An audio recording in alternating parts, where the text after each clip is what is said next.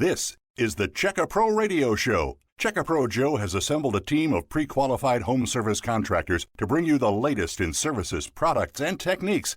Now, here's your host, the man with a hard hat and tool belt, Check-A-Pro Joe. Many of us have hard water in our home, and we've heard of water softeners, but we really don't understand how they work, what they cost, and is it something that we really need?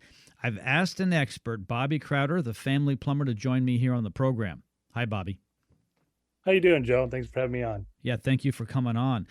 Saltless systems.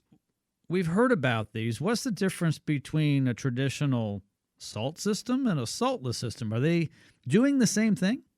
People think they do, but they don't. The salt systems, it's an exchange from your calcium, magnesium for parts of sodium. Well, the sodium kind of rinses off the beads inside the softener.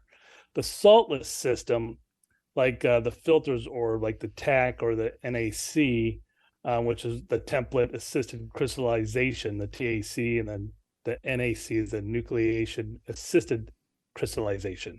What it's going to do is when the calcium magnesium comes through the system, it breaks it down to like little nanoparticles. It has about 80 to 85, sometimes 90% chance of not sticking to glass and silverware and dishes, stuff like that, in your shower doors. But it won't provide 100% soft water when you get it with salt-based systems. So if that breaks down little nanoparticles, it's going to come through the system and then down the drain, but it's not going to stick to a lot of stuff. But keep in mind too, a lot of these systems are usually another carbon-based tank beforehand. You don't have the chlorine and stuff like that. Keep in mind the chlorine is what dries out your skin, eliminates the oils on your skin, stuff like that. So when it comes down to the two, if someone has a soft water system, I won't sell them the saltless system just because they're used to the feel of a soft water system compared to a saltless system. So what are the biggest differences between the two? Which would you recommend in general, everything else being the same? That's a good question. So when I get asked that, I ask them, do you have any sensitivity to sodium, stuff like that? If they do, then I'll guide them towards the saltless system, because that doesn't have anything in it, but it also keeps the magnesium and the calcium in your water. It just doesn't want to stick to a lot of stuff because it's broken down.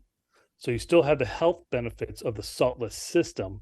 You just don't have the sensitivity to some of the sodium levels of a salt system. Now keep in mind, people think, I don't want, I have high blood pressure or diabetes, stuff like that. So they think, I don't want to raise my levels super high.